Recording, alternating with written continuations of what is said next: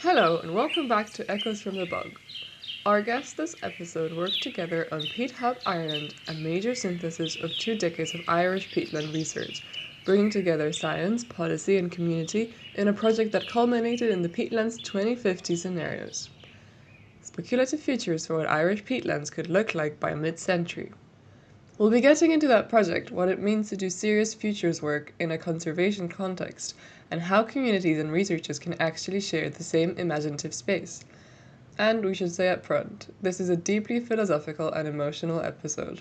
We'll be sitting with some big questions about future thinking, grief, and hope when it comes to peatland futures and the future of the planet more broadly. Joining our guests to navigate all of that are our co-host Holly and Felix.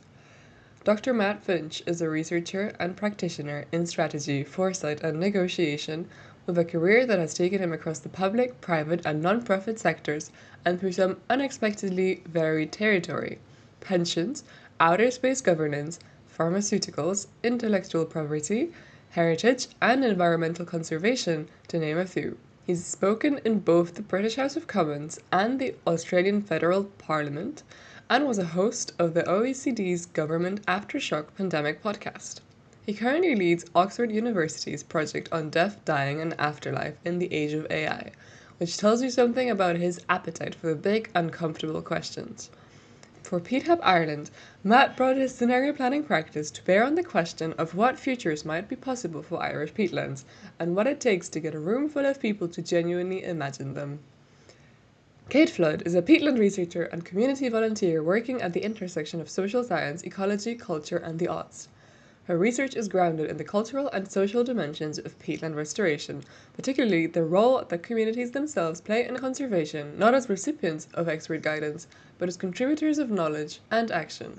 She's been a member of the Community Wetlands Forum for over a decade, serves on their Technical Advisory Committee, and is project officer for the Abbeleg's Bog Knowledge Site on the EU Horizon 2020 Waterlands project. She's also been involved in the Bog Bothy project, the Gnathagana Dúrtha Natural Habitats Art project, and the Tohar Community Stories Wetlands restoration work, each of which reflects her commitment to approaches that are participatory, creative, and genuinely grounded in place. Together, Matt and Kate represent something we find really compelling about the best peatland work happening right now. It's not just ecological, it's deeply human. It's about imagination, trust, and the stories communities carry about the land they live alongside. Hi, Felix. Good to be here. My name is Kate Flood, and I'm a peatland researcher based here in Ireland. I suppose my interests research-wise are in the kind of social and cultural dimensions of peatland restoration and conservation, and how we can, get more communities involved, and, not just all sorts of communities, farming communities, landowners, policy communities, everybody, we're all part of a community. So the Peat Hub Ireland project was the kind of concept came from Florence Renault Wilson, who was the principal investigator, and it was an EPA funded project. But Florence has over 30 years of experience as a researcher of peatlands, and she worked on the original kind of sustainability report, the Bogland report, which was kind of really revolutionary at the time, and it informed Ireland's first national peatland strategy. And I think that sort of, 30 years of experience working in any field is going to give you some good kind of long-term ideas. And really, she saw how the research on peatlands has grown exponentially, not just in Ireland, but internationally. And it was sort of a chance to look back at all that has been done and, document it, kind of provide a baseline of all this research. So we started, we didn't even start at the beginning, because peatland research has been going on, since at least, I think, the 50s or 60s. When it really took off, but we started from 2000 and to 2023. So it was kind of like a synthesis of the evidence. So we looked at different themes from biodiversity and climate to water and society and politics, and even things like growing media, which are obviously very important, but not a lot of research on them at the moment. And I think what I like about the project was, this idea of synthesizing evidence, that there are, we ended up with a database of 900 articles, and that was just for Ireland. So that's downloadable and people can refer to that. But if you don't want to go through 900 articles, we have synthesized the research, and just to make it more accessible for all kind of peatland stakeholders, and also produced some fact sheets and a glossary to enable that kind of communication. So I'll stop there. I could probably keep talking about Peat Hub Ireland for a while, but that's just a little intro to the project. And if I come in on the back of that, and then we might weave back and forth, uh, I'm very glad to be joining you. I'm Matt Finch. I'm a researcher and practitioner in the fields of strategy, foresight, and negotiation.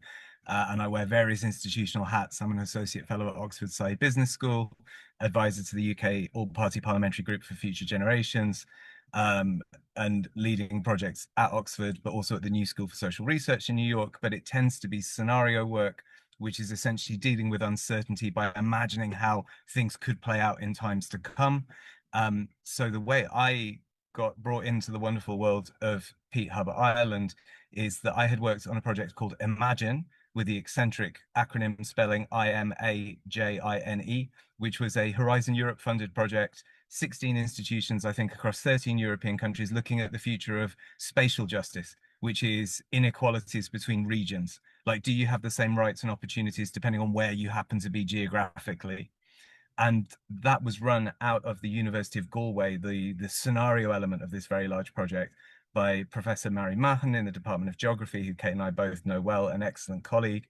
So Mary and I had worked really hard on scenarios for regional inequality in Europe. We'd done a little bit of work with Teagasc, the agriculture agency in Ireland. And so what happened with Peat Hub Ireland is, of course, you're bringing together all this evidence, you're synthesizing it, you're making it useful. But the trouble with the future is, because to some extent it's always uncertain, you can't gather data and evidence from events that haven't happened yet. And if you want to be really blunt about it, all data-driven decision making, all evidence-based decision making is also faith-based decision making, because you have faith in your predictive model. You think this model is still going to make sense, the data is valid, and so you can complement that work by also thinking what else could happen in a sort of disciplined, co-creating way, imagining alternative futures that challenge your current hopes, fears, and assumptions. And so the wonderful thing that happened was I got to join the Peat Hub Ireland project, and we went to Tyrrell's Pass in the Midlands of Ireland and Cloncarrow Bog. Like, it's very rare for a scenario practitioner that you get to have a bog walk in the middle of a scenario planning event. And so that was how I brought a futures lens into that discussion. But as Kate said, there's so much more to say about Peat Hub Ireland, but that's the point where foresight met wetlands. I love it. It was almost poetic at the end.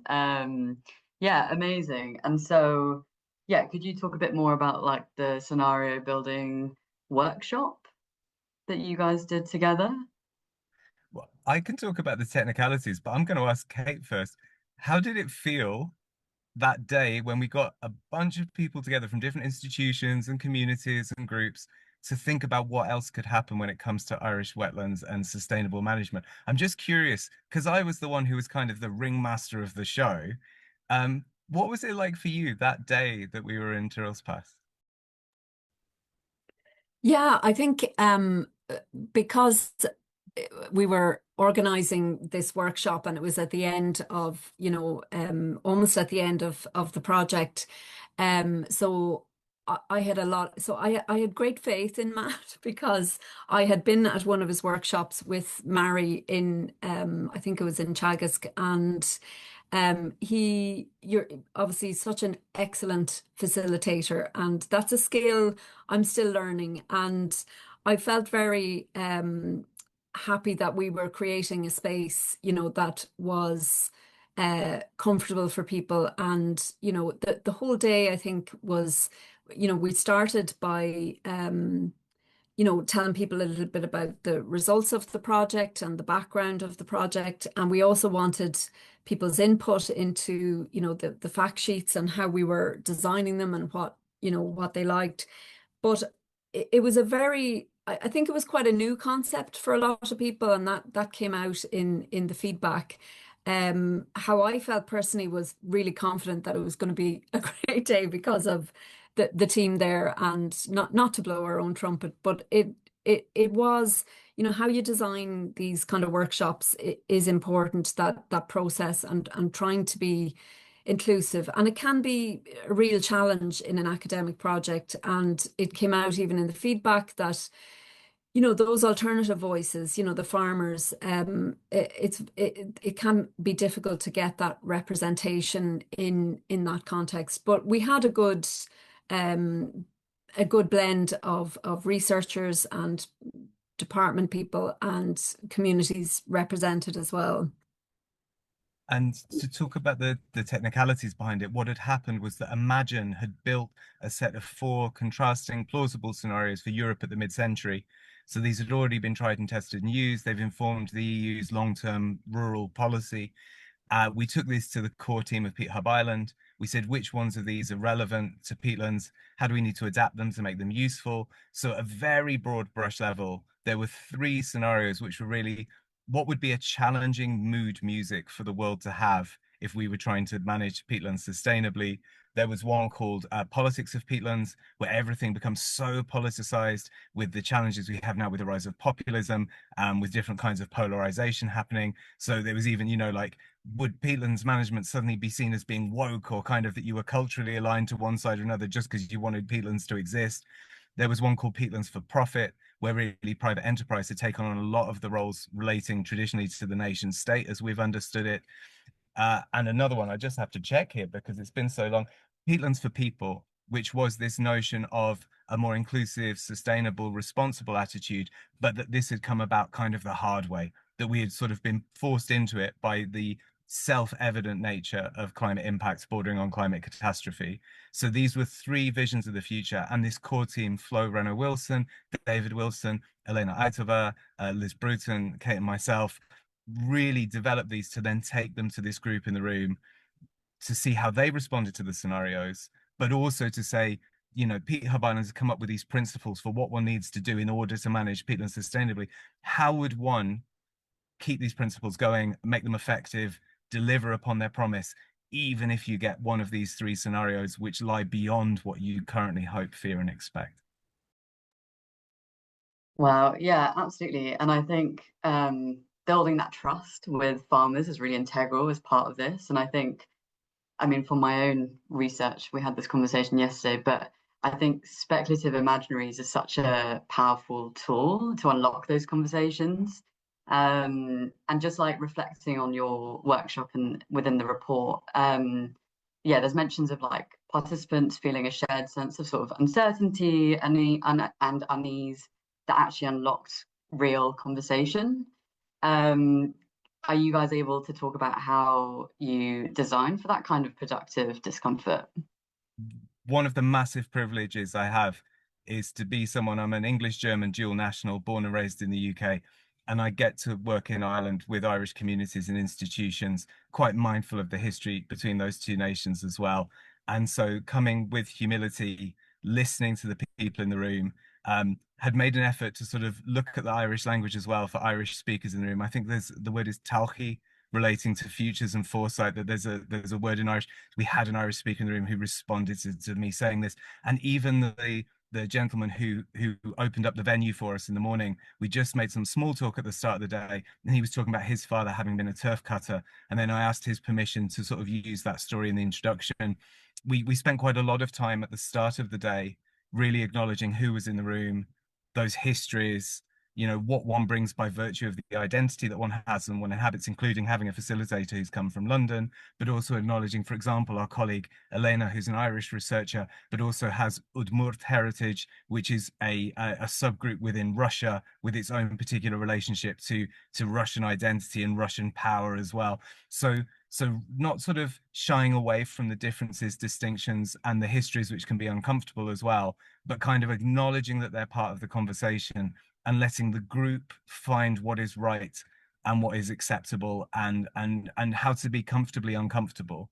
So the nature of the work is to look at the things you didn't see coming, which is never very comfortable, and to slightly let go of the yardstick of what you think you want, in order to ask instead, how will the future remember the decision I'm making today? To try and be wise rather than necessarily just getting what you think you want.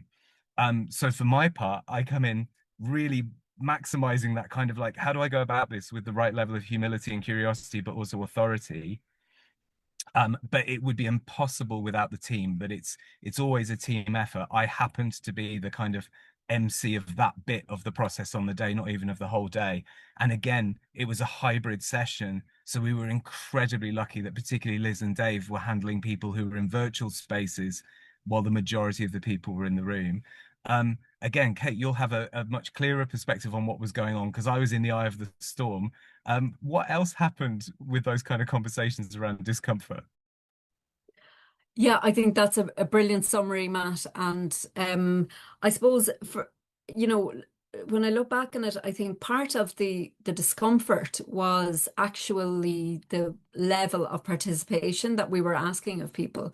So normally, in an academic, I think people weren't quite sure what to expect. And, we had people walking around the room, then, discussing in pairs or in groups. And, there was the initial sort of we're feeding you information, but really for the majority of the day, it was where we were demanding of people to participate. And and that is what we need people to do. We need these more uh, and I feel in academic spaces as well, it's really important that we're not just this kind of information deficit model where we think if we just give people enough information, they'll change. Actually, people learn in different ways, and discussion and dialogue is a really important way to kind of stretch your assumptions or whatever biases that we all have. So I think that was, part of the discomfort. But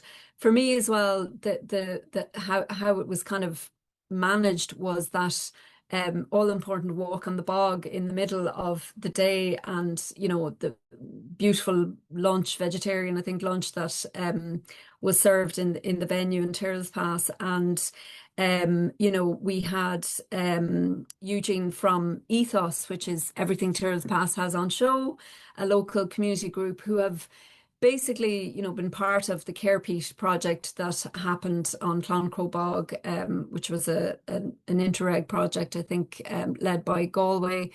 And Terry Morley was there, and Elena had also worked on that project and gotten to know Eugene. So there was all these kind of linkages. And part of my work is also with the Community Wetlands Forum, and that group started really as groups of communities meeting on bogs, having these kind of field trips and walks where we discuss these kind of problems that we were facing as communities, trying to get support and build capacity and understand the ecology of wetlands and what needed to happen, or peatlands. And so that we kind of noticed that a lot of the really great conversations happen in those contexts, on those walks, because people are more relaxed, and you're just beside this beautiful wetland, full of hopefully water and wildlife, and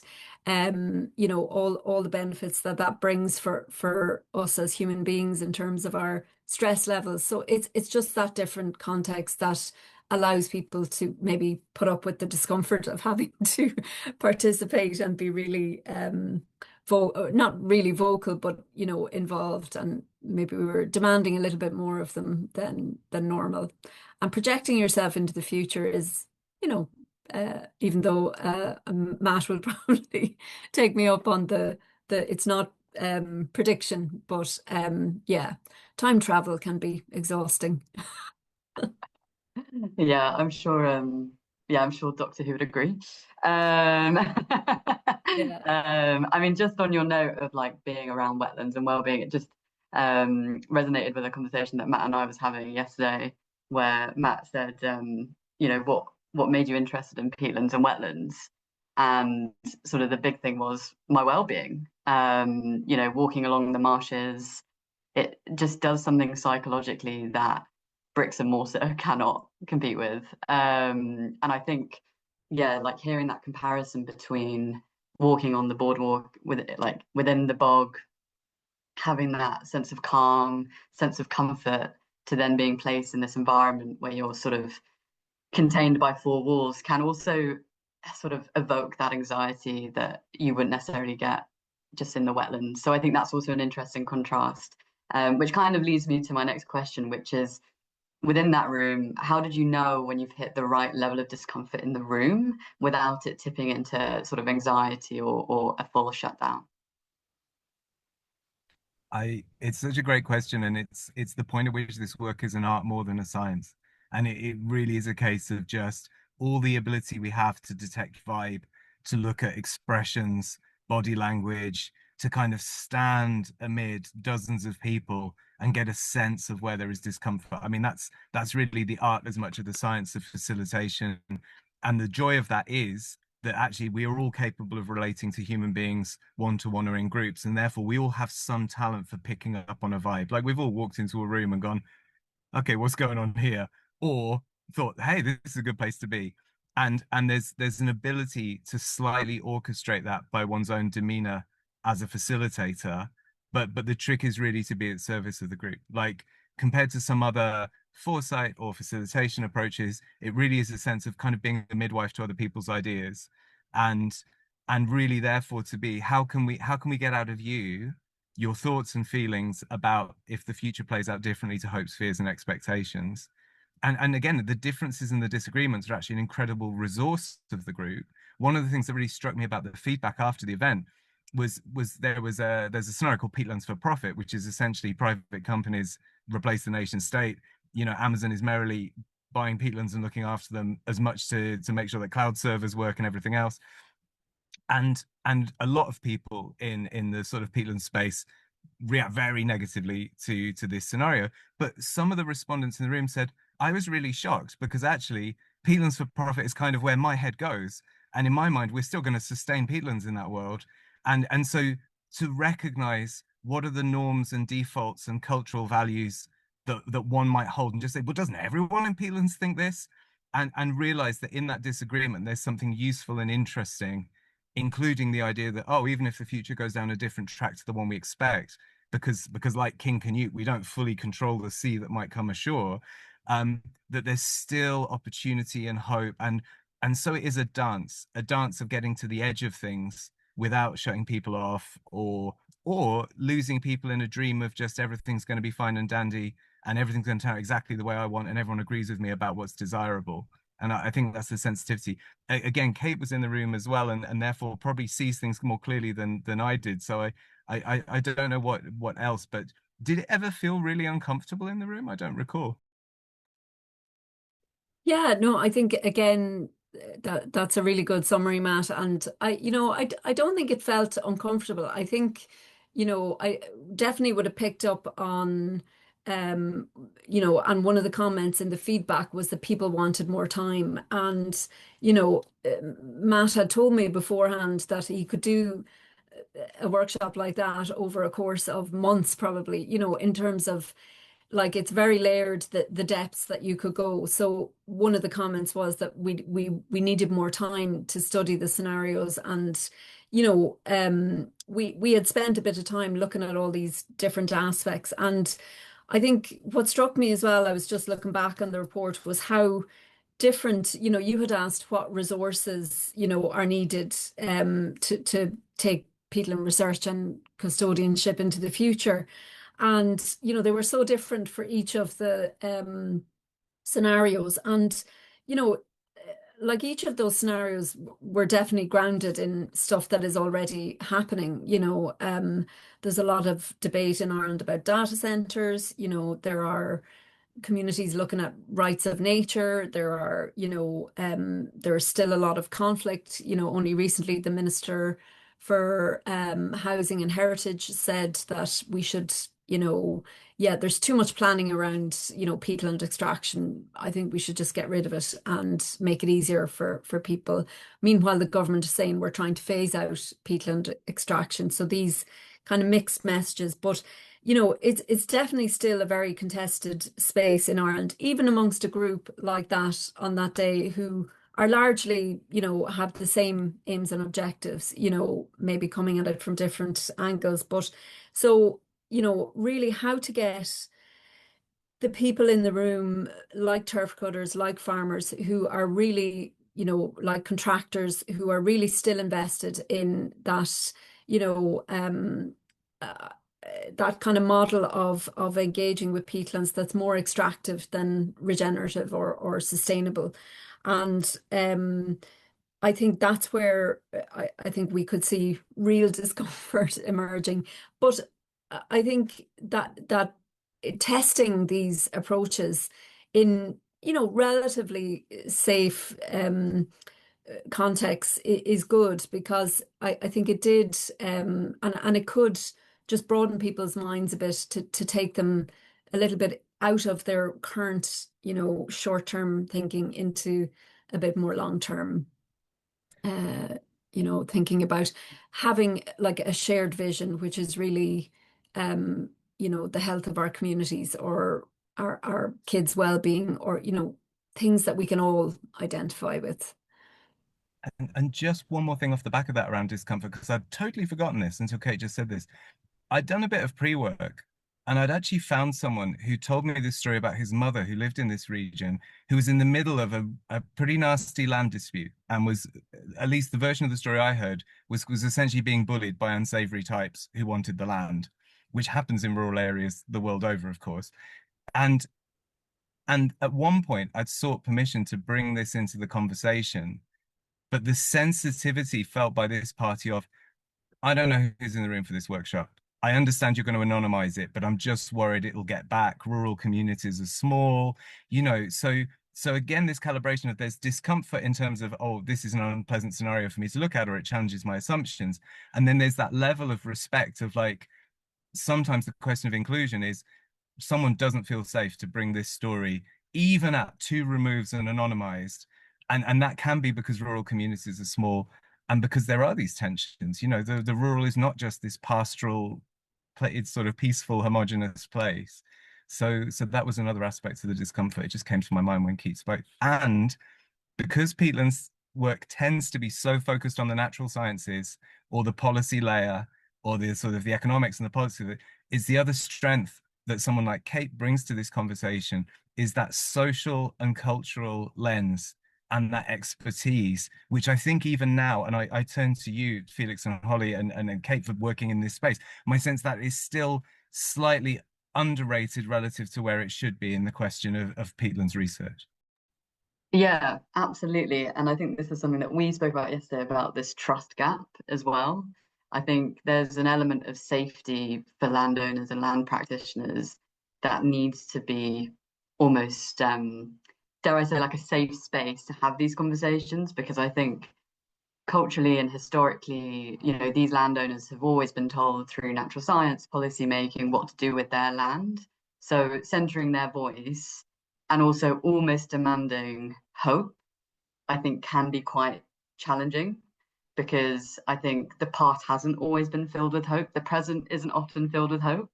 So I think this was probably quite a good, almost like a good space to go think about what hope looks like in years to come. And that's really, and people who have experienced periods of uncertainty, like farmers, I think do find that really challenging. And actually, I had a friend come around last night, and they were telling me about their cousin who's a farmer. And I was talking about my own speculative workshop that I'm doing next month. Sorry for the self promo there. And, they were saying, actually, I think my cousin, if they walked into a workshop, they would shut down, and they'd be terrified to think about what they could do, what like these possibilities that they could do with their land. Because sometimes having those sort of grand expectations or grand hopes are are sort of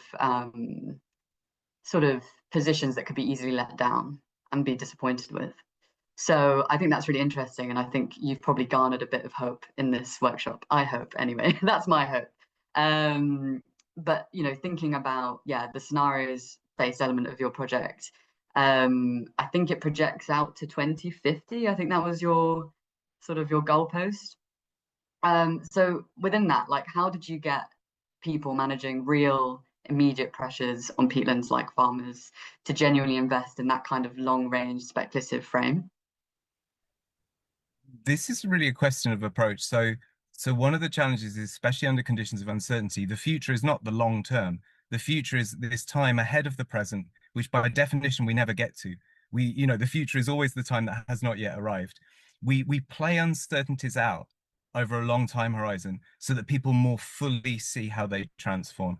In 2019, I did work with the University of Oslo on Norwegian schools, and they said, oh, maybe 30 years from now, kids will be educated at home on digital devices. And then they unpack the implications of that, which were largely to do with health and well-being.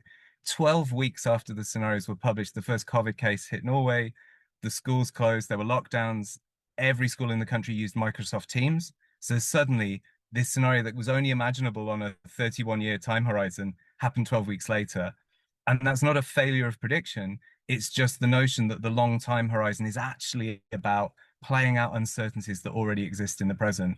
So similarly with this project, we were really inviting people to imagine a complete change in the mood music of the world, the focus on profit, the fragmented politics, the idea that actually sustainability and well-being would come above all.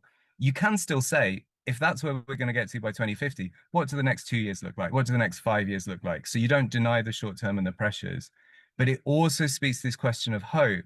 I think of Rebecca Solnit saying, hope is not getting the sunny day that you wished for. Hope is the idea that your actions are meaningful.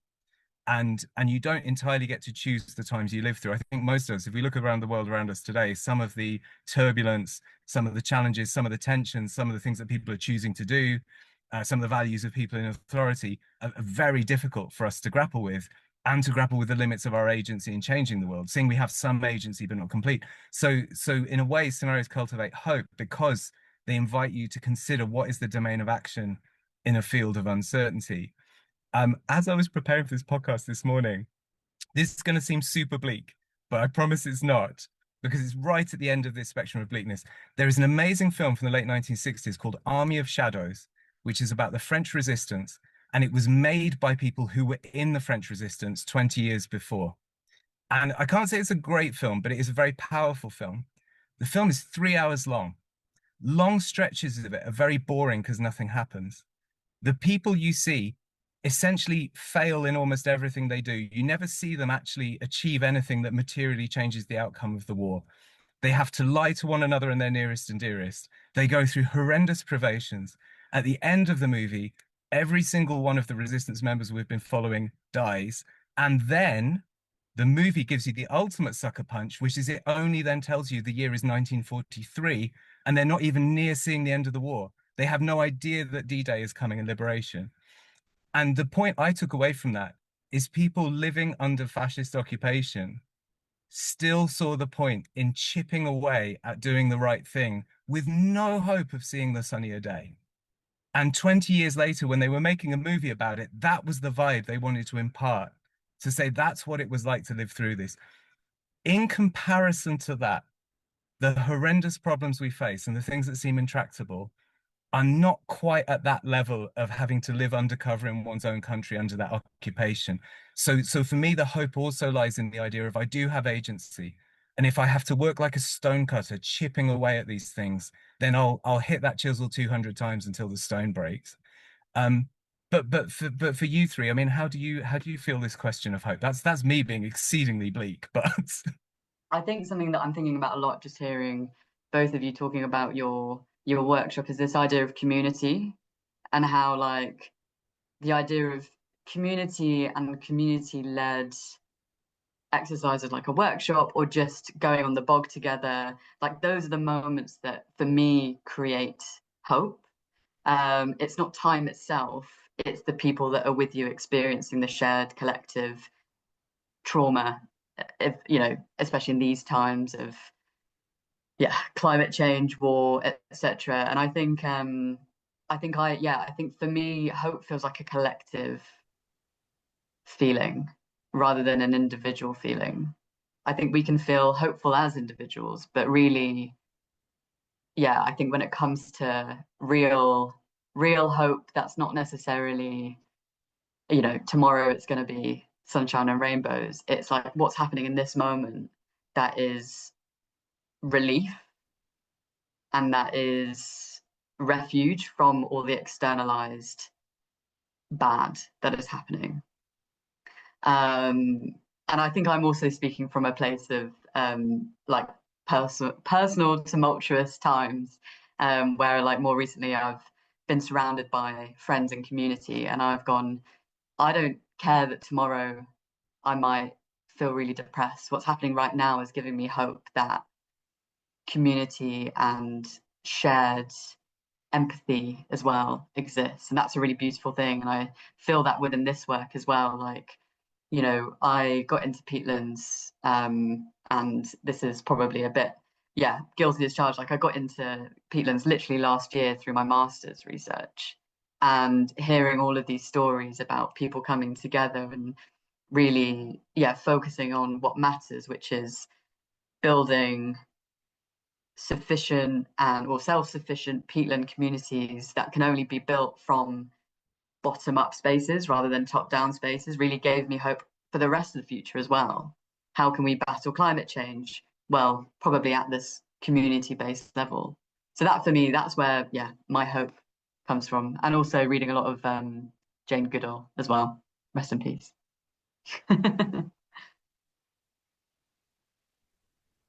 Yeah, I guess for me, like hope, I guess I have it in like microdoses, like in like right now, like just speaking to you three.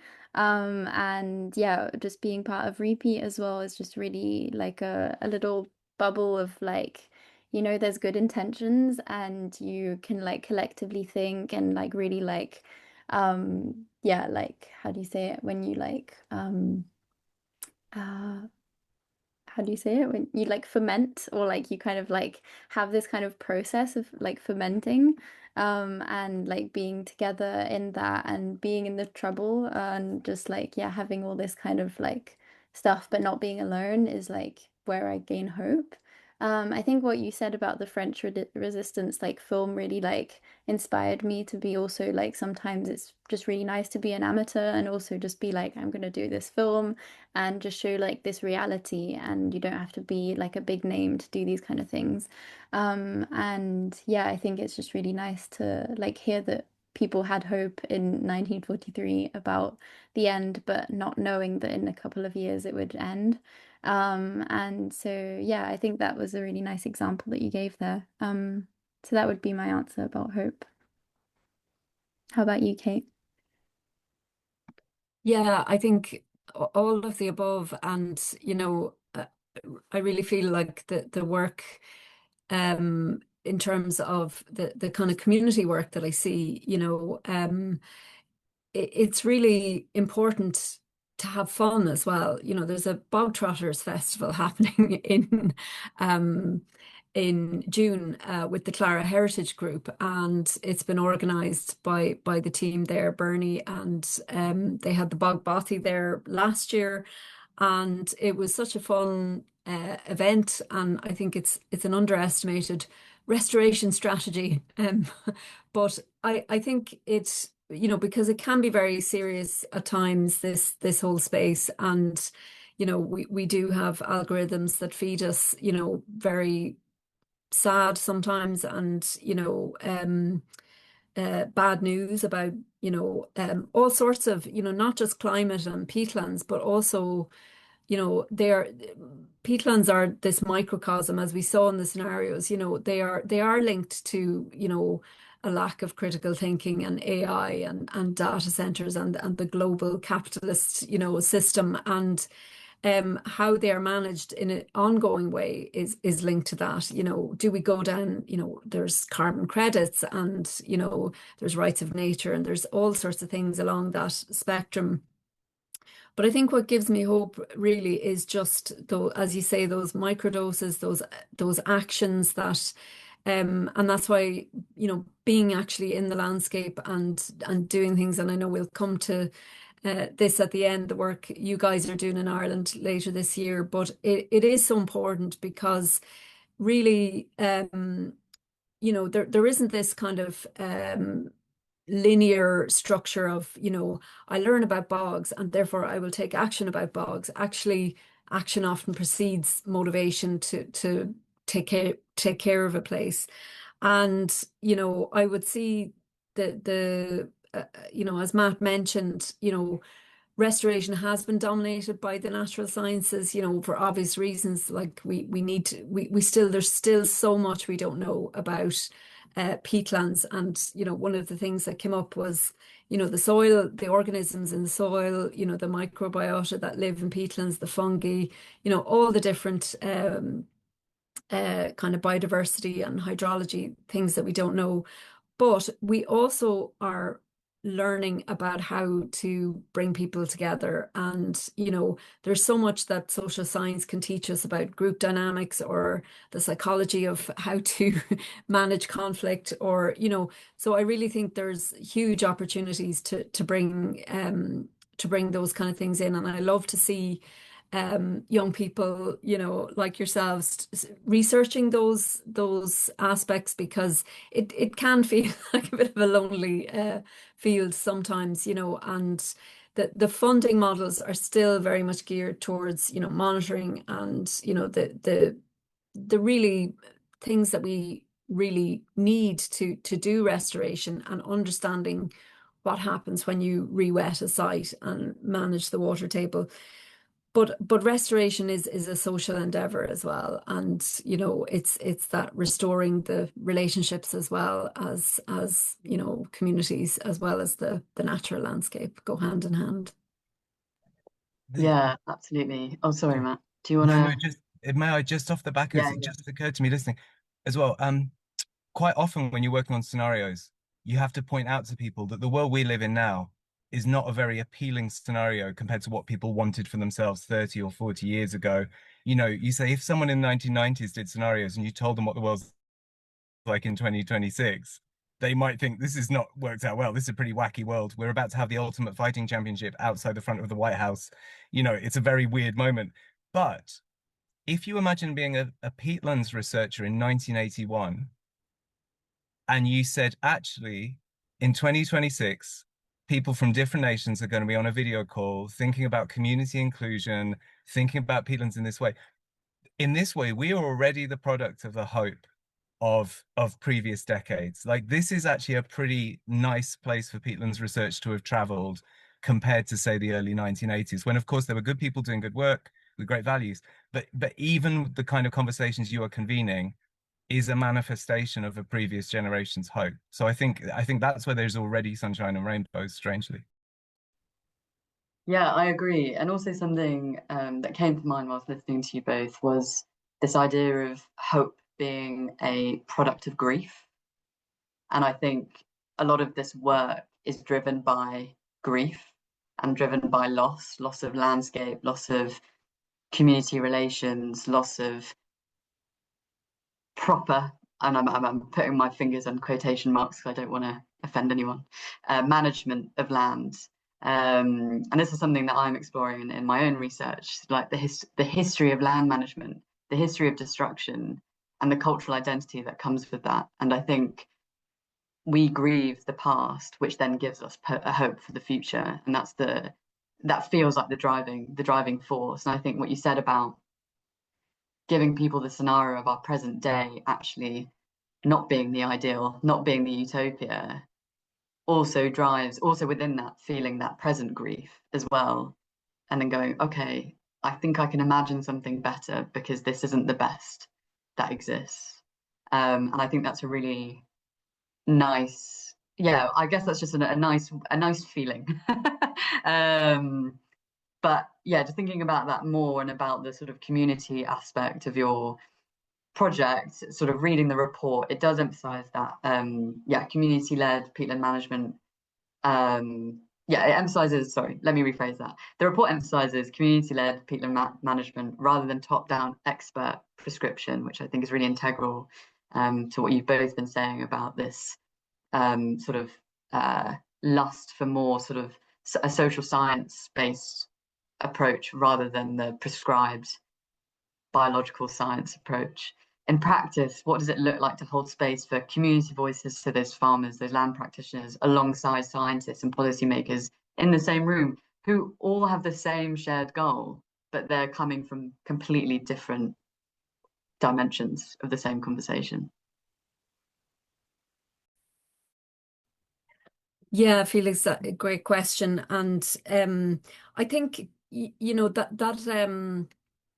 well, I think we a lot of us do it, and I do it myself, like this idea top down versus bottom up. And I think it's nearly more useful to think of it like a spectrum rather than an either or, because you know the nearly the most successful are multi-level partnerships where you have like communities do sometimes have expertise, you know, ecological expertise in them, but sometimes they're interested in history and heritage, and they may not have that expertise. So having those kind of multi-level partnerships is where I think the real magic happens, you know. And the challenge is making those partnerships, you know, equal, and that communities are coming to the table as equal partners rather than you know, that's where maybe the top down stuff comes in. And it is a real challenge still, because we, you know, Ireland especially, and I think you know, we work in silos, and it can be very hard for those worlds to meet. You know, there's still a lot of barriers for communities to participate on an equal footing, you know, and not just communities, but farmers and landowners.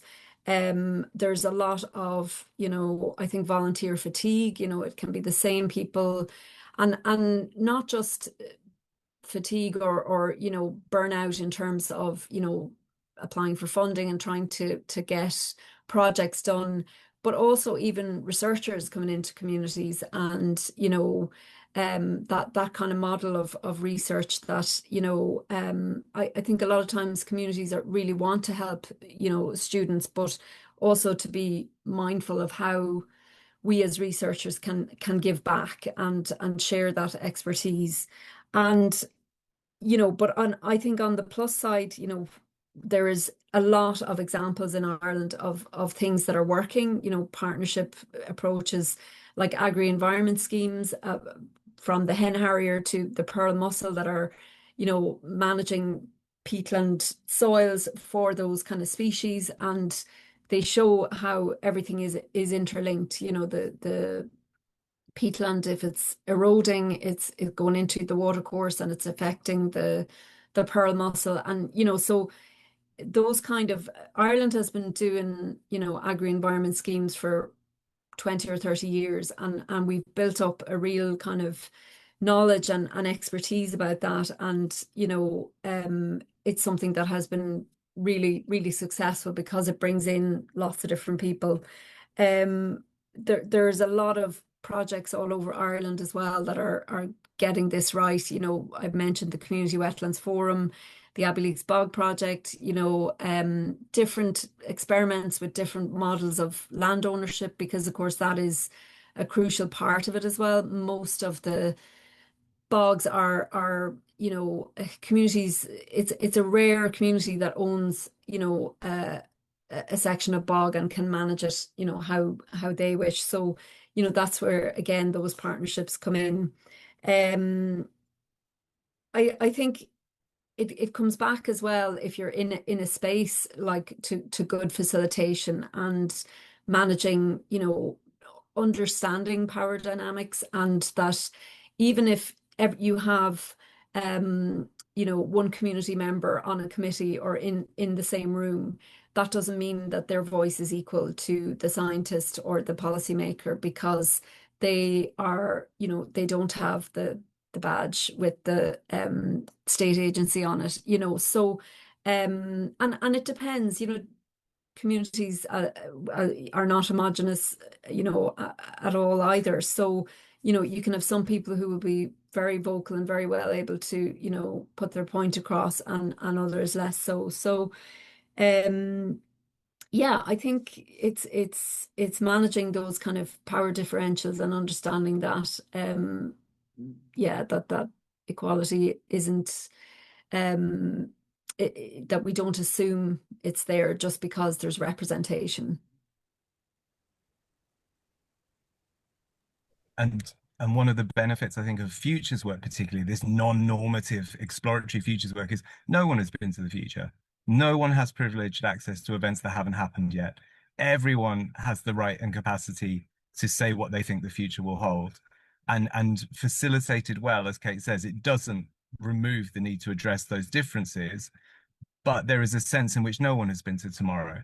And an expert can say, this is what's going to happen, but actually it is just modeling. And done the right way, you can say, well, everyone has the right and ability to say what they think is coming next. Yeah, just listening to you both, I think there seems to be such power in not know in uncertainty. There's vulnerability, but there's also power to formulate an opinion about what's going to happen. And if it doesn't happen, okay. But what a privilege it is to have an opinion about it and to be able to exercise that opinion with a room of other people. And I think you mentioned this earlier, like there is so much value in differences and similarities, but differences and disagreements, and a chance to hear everyone's voice, and that being such just again, a container of hope.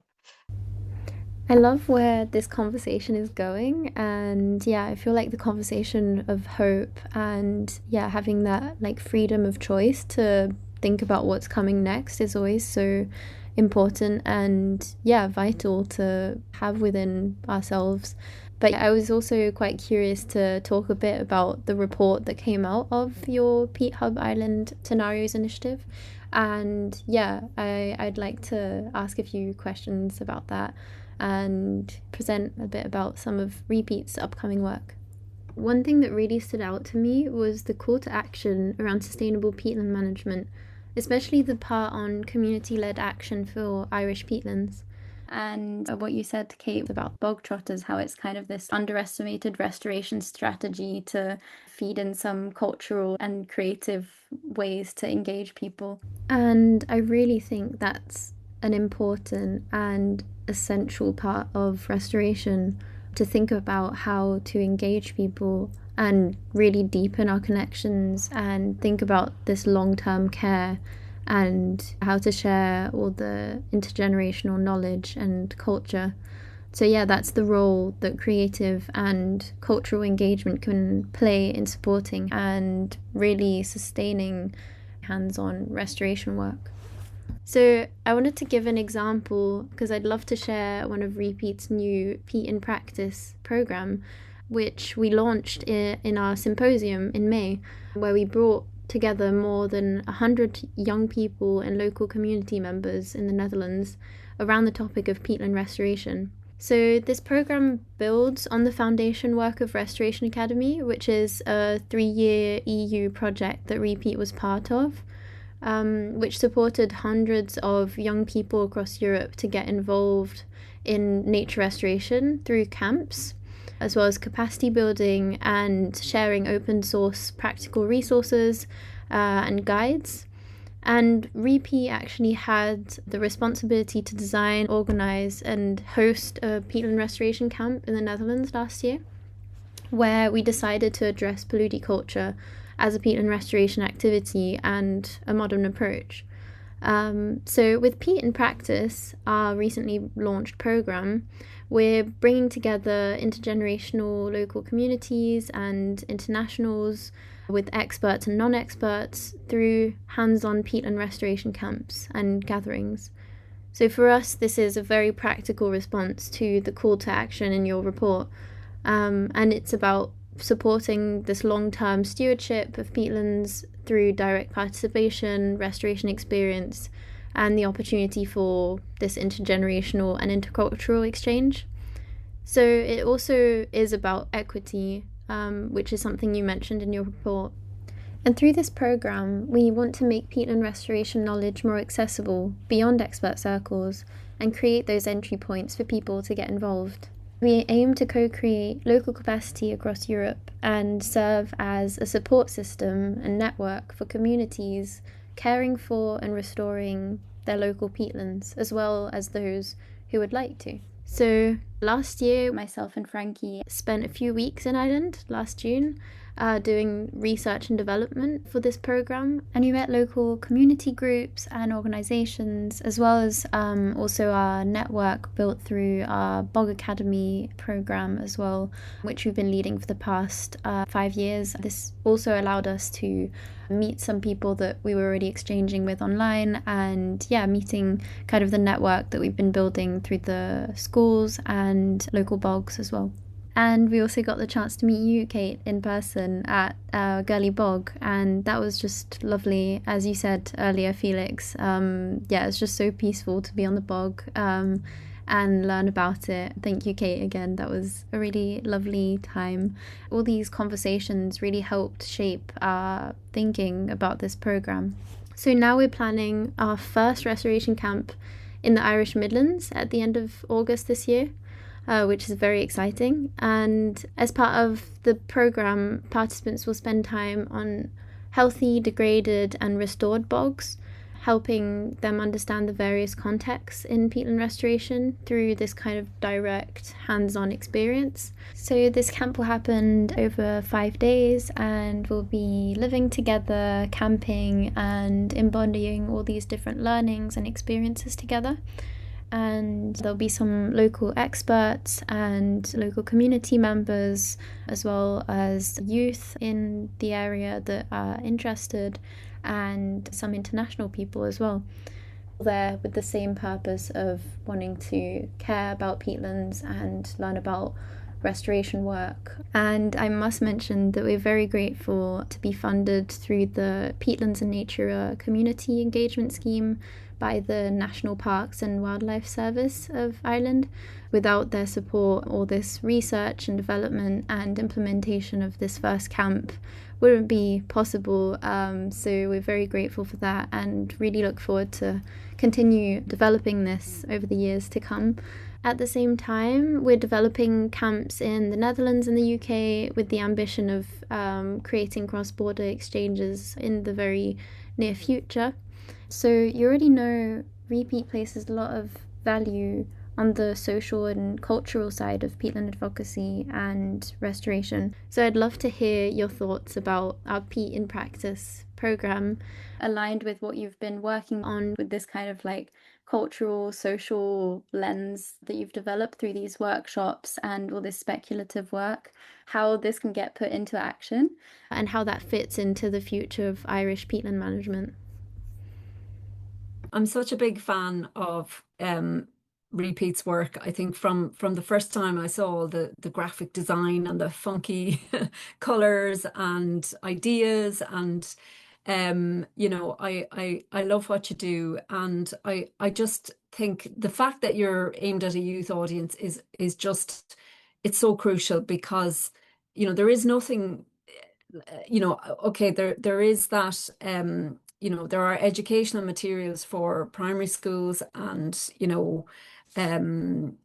available to work to look at bogs, but not every teacher is able to do that. And as we found, because I did the primary bog in a box, that project that you did with the National Parks and Wildlife, and we brought people, 2 groups of kids, to Girly Bog, and one of the biggest barriers was just buses, access to buses and paying for buses to actually these schools that were local to the bog but literally never had visited them. So that was one thing that you kind of created that capacity for. But the kind of young people, like in that I think 18 to 30 group, it's so hard to reach that age group. And people like me are not at my age, are it's much harder to reach that group. And you guys are the future ecologists and planners and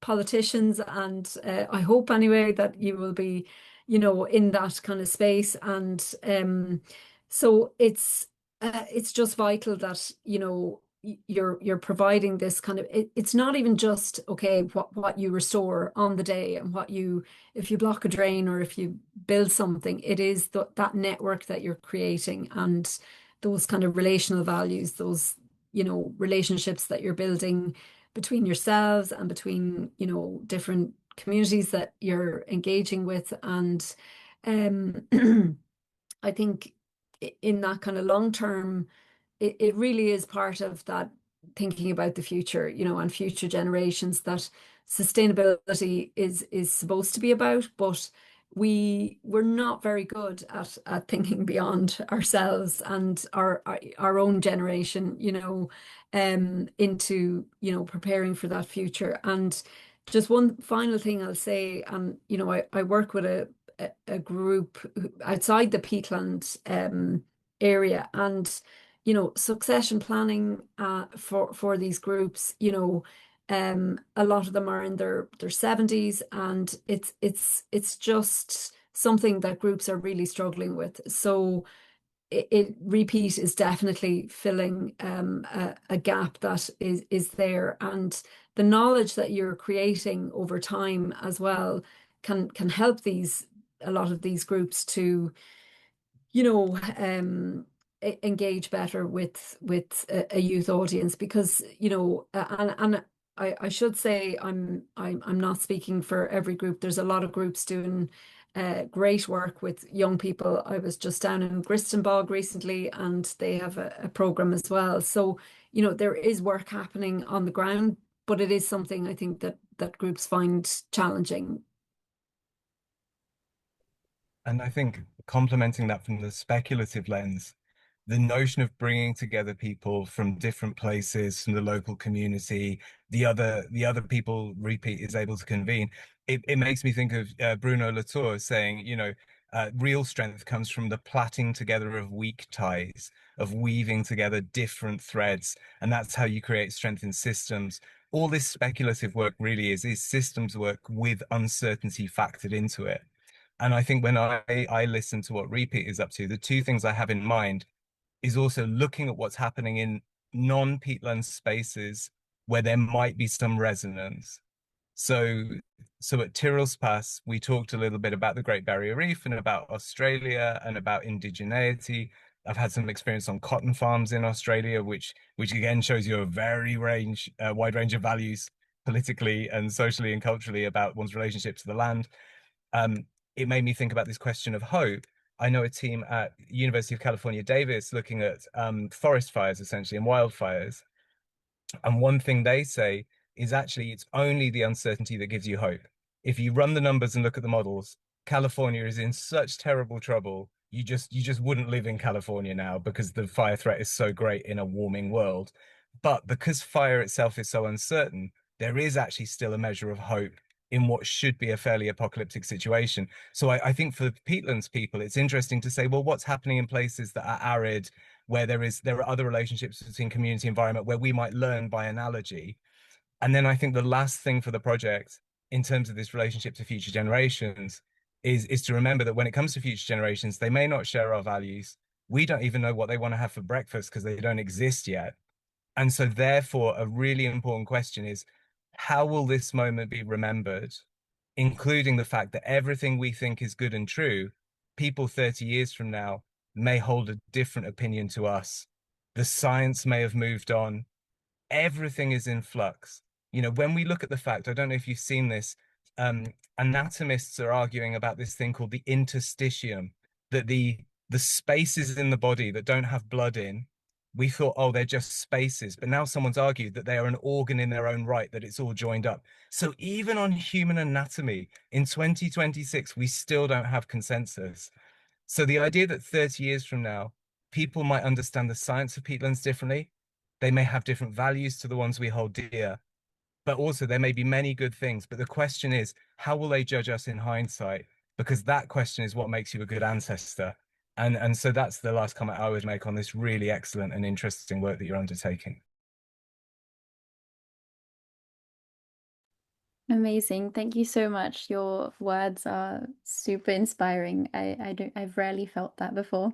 So thank you very much. And yeah, I think that's a quite full circle of our chat about all of this. Thank you so much. Thank you. Thank you, Holly and Felix, Felix Joy. Yeah, thank you both. and Matt. Thank you. What brilliant guests. What struck us about this conversation was how much it resisted easy resolution. Matt and Kate aren't offering a roadmap so much as an invitation to sit with the discomfort of not knowing, to hold grief and hope in the same hand, and to trust that thinking carefully about the future, even when it's frightening, is itself a form of action. The technicalities of Peat Hub Ireland, the scenarios, the methodologies, the policy implications, they matter. But what stayed with us was something harder to quantify. The way shared voices in a room can shift something. The way that when people who care about a place are given the space to imagine it differently, something opens up.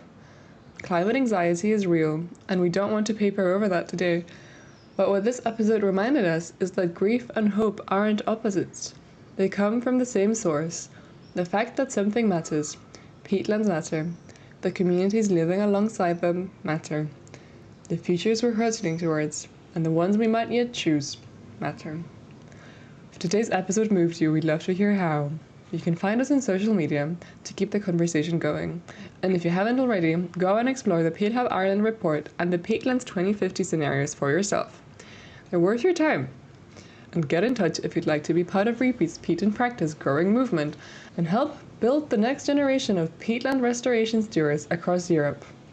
If you have your own story to tell, maybe you live near a peatland, work with wet landscapes, or simply feel drawn to these ecosystems, we'd love to hear from you. You can reach out to us on Instagram at re-peat.earth or send us an email, info@re-peat.earth. We're always looking for new voices, perspectives, and stories to share, and who knows, maybe you'll be featured on a future episode of Echoes from the Bog. Until next time, thanks for tuning in, and we'll see you down in the bog.